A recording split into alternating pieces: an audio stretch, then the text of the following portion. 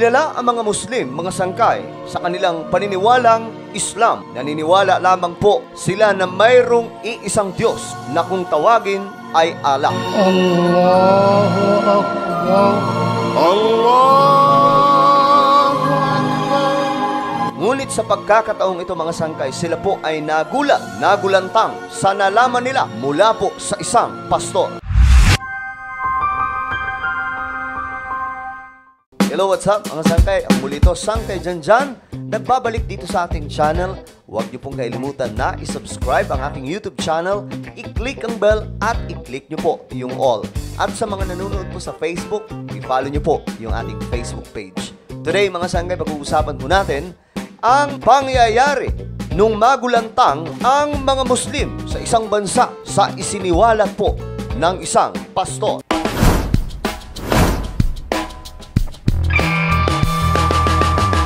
Mga Muslim, mga sangkay, nagulantang sa kanilang nalaman sa isang revelasyon ng isang pastor. Ang mga Muslim, mga sangkay, ay may paniniwalang Islam. Ito po ay ang paniniwala na mayroon lamang pong nag-iisang Diyos na nag-i-exist. At ang pangalan po nito ay si Allah. Ang mga Muslim sa Middle East, mga sangkay, ay mula po sa lahi ni Abraham. Kagaya din po ito sa lahi ng Israel na nagmula din po kay Abraham. Si Abraham kasi mga sangkay ay mayroon pong dalawang naging anak. Ang unang naging anak ni Abraham mga sangkay ay mula po sa kanyang katulong na si Hagar. Naging anak nila mga sangkay si Ishmael at dito nagsimula ang lahi ng mga Muslim dyan sa Middle East. Samantalang ang Israel naman mga sangkay ay sa pangalawang anak ni Abraham. Ito po ay si Isaac, ang sinasabing ipinangakong anak ng Diyos kay Abraham, na mula po mismo ito sa kanyang asawa na si Sarah. Dalawang lahi sa Middle East,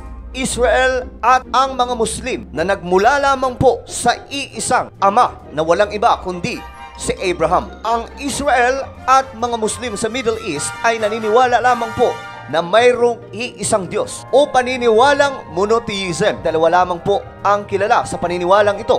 Paniniwalang monotheism o paniniwala sa nag-iisang Diyos na naglikha ng lahat ng bagay na nag-i-exist magpahanggang ngayon. Ang relihiyong ito ay ang Judaism at Islam. Ang Judaism, ito po ay ang Israel. At ang Islam naman mga sangkay, ito naman po ay ang mga Muslim. Naniniwala sila na mayroon lamang pong iisang Diyos. Kung kaya't mga sangkay, ang mga Muslim, hindi nila gaanong naiintindihan ang paniniwala ng Christian religion sapagkat alam po nila na ang karamihan sa mga ito ay naniniwala na mayroon pong tatlong Diyos o kung tawagin, Trinitarian. At ang iba naman mga sangkay ay naniniwala na mayroong dalawang Diyos, paniniwalang Binitarianism. Sa Christian religion kasi mga sangkay, mayroon pong dalawang kilala na paniniwala. Ang Trinitarian ay naniniwala mga sangkay na mayroon pong tatlong pagka-Diyos na nag-i-exist. Ito po ay ang Diyos Ama, Diyos Anak at Diyos Espiritu. Nataliwas po sa paniniwala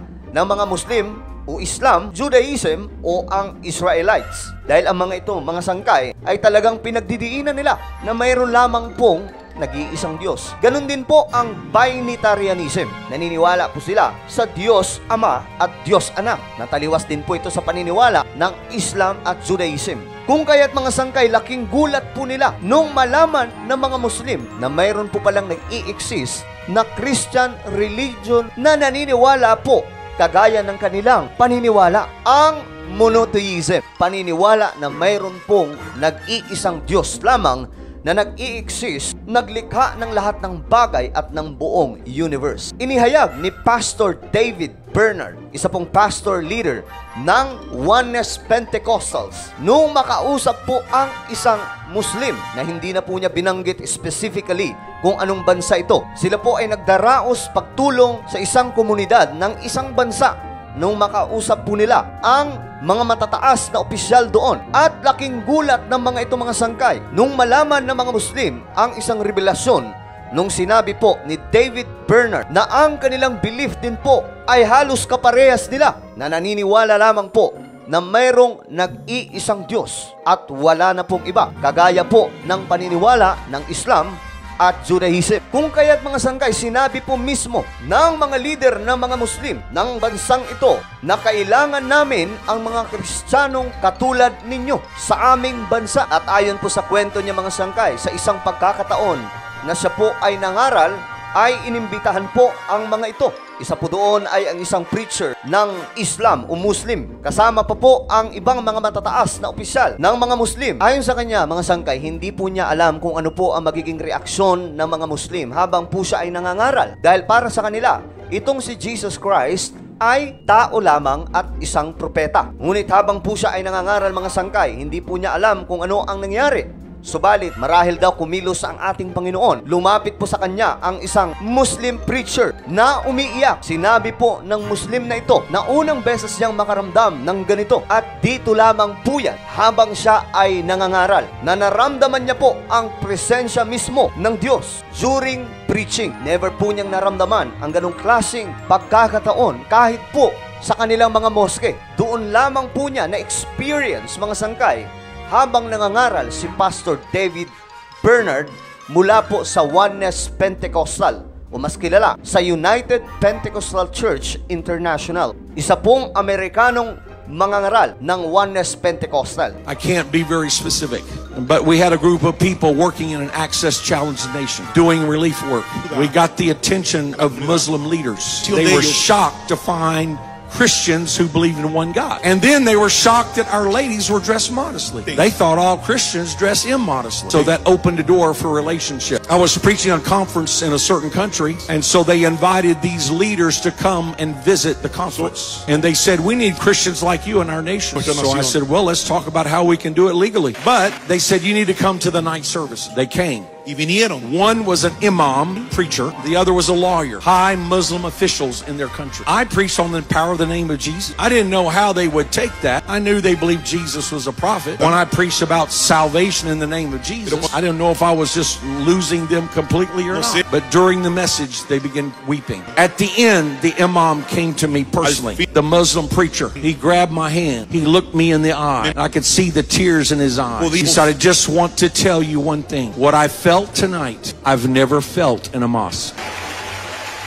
I don't know what the end of that story will be, but I can tell you, if you preach the word, the Lord will confirm the word. It might be a Muslim or an atheist. Ang Oneness Pentecostal mga sangkay ay naniniwala lamang po na mayroong nag-iisang Diyos, kagaya rin po ng Israel. Ang pinagkaiba lamang mga sangkay, ang Oneness Pentecostal kasi ay naniniwala kay Jesus Christ bilang isang Diyos na nagkatawang tao. Ang Oneness Pentecostal movement ay nagsimula po noong 1906. Naniniwala mga sangkay na mayroon pong nag-i-exist na nag-iisa lamang na Diyos.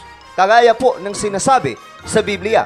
Sa Old Testament kasi mga sangkay, kung babasahin po natin ang banal na aklat o Biblia, wala kang mababasa doon na mayroon pang nag-i-exist na Diyos. Ipinakilala po sa lumang tipan ng Biblia na mayroon lamang po nag-iisang Diyos. Kung kaya't mga sangkay, ang Israel simula pa po noon at magpahanggang ngayon, ito rin po ang kanilang paniniwala. Bagamat hindi sila naniniwala kay Jesus Christ, ilan sa mga bersikulo sa Biblia na nagsasabi na mayroon lamang pong nag-iisang Diyos ay ito. Mula po sa Isaiah chapter 45 verse 5. Ayon po dito, I am the Lord and there is no other. Apart from me, there is no God. Sa Tagalog mga sangkay, ako ang Panginoon at wala nang iba pa. Maliban sa akin ay wala nang ibang Diyos. So ang katanungan dito mga sangkay, papaano po ang katuruan ng Trinitarian at Binitarianism? At sa Book of Isaiah ng Biblia mga sangkay, na ipropesiya dito ang pagkasilang ni Jesus Christ bilang isang Diyos na tagapagligtas, na magkakatawang tao po siya. At ito po mga sangkay ay kinumpirma at pinapatunayan mismo ng Biblia. Ayon po sa Isaiah chapter 9 verse 6, sapagkat isinilang ang isang sanggol na lalaki para sa atin. Ito po ay tumutukoy kay Jesus Christ. Propesiya bago po isilang ang Panginoong Hesus. At ito pa ang mas malinaw mga sangkay. Ibibigay sa kanya ang pamamahala at siya ay tatawaging kahangahangang tagapayo, makapangyarihang Diyos, walang hanggang Ama, prinsipe ng kapayapaan. Take note the word makapangyarihang Diyos at walang hanggang Ama na binanggit mismo dito sa Biblia, na ang ibig sabihin, hindi po basta anak lamang si Jesus Christ ng Diyos, kundi siya po mismo ang Diyos na nahayag sa laman, nagkatawang tao para iligtas ang kanyang bayan. Kinumpirma po mismo ito ng Biblia, mga sangkay, dahil ito po ang katuparan ng propesiya. Ayon po sa Matthew chapter 1 verse 21, magsisilang siya ng isang batang lalaki at si Jesus ang ipapangalan mo sa sanggol, sapagkat ililigtas niya ang kanyang bayan sa kanilang mga kasalanan. Kumpirmasyon, mga sangkay, sa isang propesiya mula po sa Isaiah chapter 9 na sinasabi po dito na isisilang ang makapangyarihang Diyos at walang hanggang Ama para iligtas ang kanyang bayan. Ito po ang paniniwala ng Oneness Pentecostals mula po sa Biblia, na ikinagulat ng mga Muslim nung malaman ito. Bilang patunay, mga sangkay, na ang Diyos na naglikha ng lahat ng bagay, naglikha ng buong universe, ay siya ring Diyos na nahayag sa laman, walang iba kundi si Jesus Christ. Ayon po sa Biblia, mga sangkay, sa Acts chapter 4 verse 12, sa kanya lamang matatagpuan ang kaligtasan, sapagkat walang ibang pangalan sa buong daigdig na ibinigay ng Diyos sa mga tao upang tayo ay maligtas. Ganyan po kaimportante ang pangalan ni Jesus Christ na sinasabi sa Biblia. Ang propesiya, mga sangkay, sa Isaiah chapter 9 na sinasabi po dito na isisilang po ang makapangyarihang Diyos at walang hanggang Ama ay kinumpirma din po, mga sangkay, sa New Testament ng Biblia. Ito po ay ang 1 Timothy chapter 3 verse 16, na ayon po dito, and without controversy, great is the mystery of godliness. God was manifest in the flesh. Take note the word, mga sangkay. God was manifest in the flesh. Ang Diyos po mismo na sinasabi sa Book of Isaiah na makapangyarihang Diyos at walang hanggang Ama ay siyang sinasabi sa Book of Timothy na nagmanifest sa katawan ng pagiging tao, na nakita po mismo ito, mga sangkay, ng mga anghel. Ito po ang paniniwala ng Oneness Pentecostals na ikinagulat po ng mga Muslim. Paniniwala na mayroon lamang pong nag-iisang Diyos, at itong Diyos ay nagkatawang tao. Siya po ay si Jesus Christ. Kung kaya't, mga sangkay, sinasabi po sa Acts chapter 2 verse 38, then Peter said unto them, repent and be baptized every one of you in the name of Jesus Christ for the forgiveness of your sins. Magsisi daw po ang tao at magpabautismo sa pangalan lamang ni Jesucristo para po sa ikapagpapatawad ng mga kasalanan. Kumpirmasyon, mga sangkay, na ang sinasabi sa Biblia mula po sa Old Testament na nag-iisa lamang na Diyos ay nahayag sa laman at wala pong iba kundi si Jesus Christ. At sa pagkakataong ito, mula po sa early church, libo-libo po ang nabautismuhan sa pangalan ni Jesucristo. Sa panahon natin ngayon, mga sangkay, ang kilalang mga relihiyon na naniniwala po na mayroong nag-iisang Diyos, sila po ay ang Judaism, Islam, at ang Oneness Pentecostals. Ito pa ang malinaw na kumpirmasyon, mga sangkay, mula sa Biblia na mayroon lamang pong nag-iisang Diyos. Ayon po sa Isaiah chapter 44, ito ang sinasabi ng Panginoon, ang hari at tagapagligtas ng Israel, ang Panginoong makapangyarihan. Ako ang simula at ang wakas ng lahat. Maliban sa akin ay wala nang iba pang Diyos. Sino ang kagaya ko? Sabihin niya sa harap ko kung ano ang mga nangyari mula nang itayo ko na maging isang bansa ang aking mga mamamayan noong unang panahon. At sabihin din niya kung ano ang mga mangyayari sa hinaharap. Huwag kayong matakot o kabahan man. Hindi ba't ipinaalam ko na sa inyo noong una pa ang layunin ko sa inyo? Kayo ang mga saksi ko. Meron pa bang ibang Diyos maliban sa akin? Wala. Wala akong alam na may iba pang bato na kanlungan maliban sa akin. Ano po ang inyong opinion sa ating napag-usapan ngayon? Just comment down below. Huwag niyo pong kalilimutan na isubscribe ang ating YouTube channel.